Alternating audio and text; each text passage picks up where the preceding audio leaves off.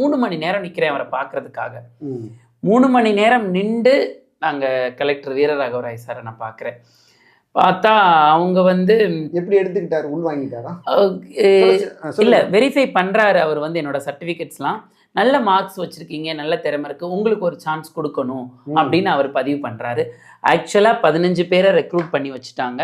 இருந்தாலும் உங்களுக்கு ஒரு சான்ஸ் கொடுக்குறோம், நீங்கள் அதை யூஸ் பண்ணிக்கோங்கன்னு சொல்லிட்டு. அப்போ வெரி லோ சேலரி, ரொம்ப கன்சால்டேட்டடில் தான், டெம்பரவரியாக தற்காலிகமாக தான் நியமிக்கிறாங்க அப்படின்னு சொல்லிட்டு அவர் வந்து உங்களுக்கு கண்டிப்பாக ஒரு சான்ஸ் கொடுக்குறேன் அப்படின்னாரு.